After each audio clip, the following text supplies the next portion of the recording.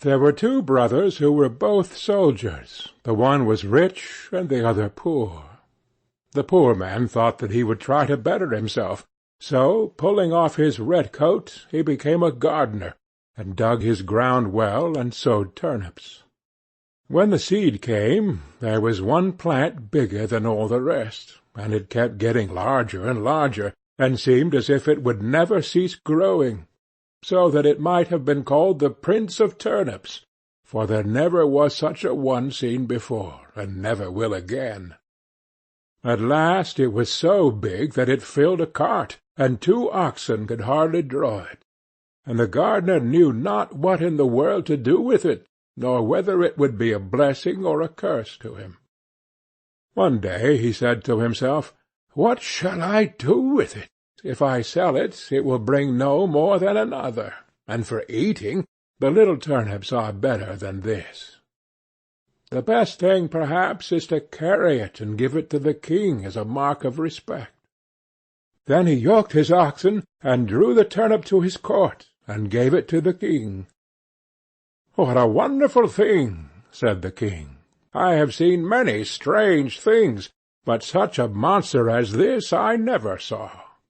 Where did you get the seed? Or is it only your good luck? If so, you are a true child of fortune." "Ah, no," answered the gardener, "I am no child of fortune. I am a poor soldier who never could get enough to live upon, so I laid aside my red coat and set to work, tilling the ground. I have a brother who is rich, and your Majesty knows him well, and all the world knows him, but because I am poor, everybody forgets me." The king then took pity on him, and said, "You shall be poor no longer. I will give you so much that you shall be even richer than your brother." Then he gave him gold and lands and flocks, and made him so rich that his brother's fortune could not at all be compared with his. When the brother heard of all this, and how a turnip had made the gardener so rich, he envied him sorely, and bethought himself how he could contrive to get the same good fortune for himself. However, he determined to manage more cleverly than his brother, and got together a rich present of gold and fine horses for the king, and thought he must have a much larger gift in return, for if his brother had received so much for only a turnip, what must his present be worth? The king took the gift very graciously, and said he knew not what to give in return more valuable and wonderful than the great turnip. So the soldier was forced to put it into a cart and drag it home with him. When he reached home, he knew not upon whom to vent his rage and spite, and at length wicked thoughts came into his head, and he resolved to kill his brother.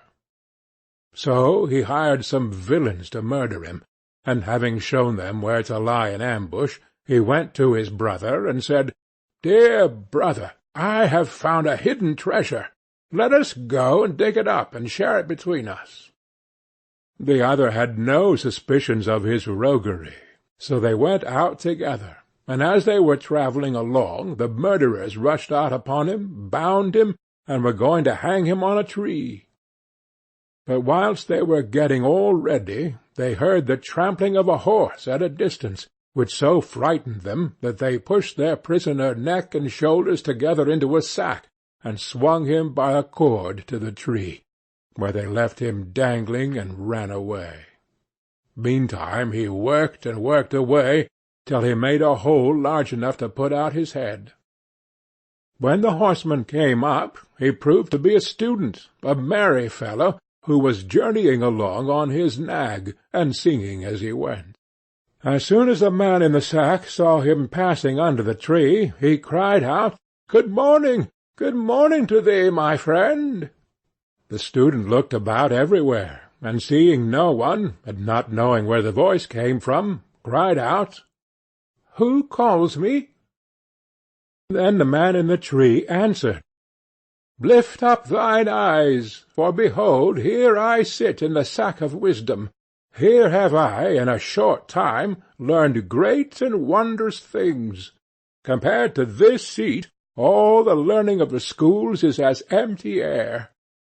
A little longer, and I shall know all that man can know, and shall come forth wiser than the wisest of mankind.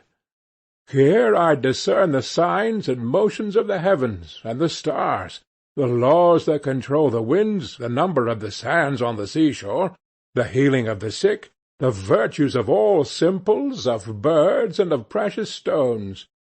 Wert thou but once here, my friend, thou wouldst feel and own the power of knowledge." The student listened to all this, and wondered much.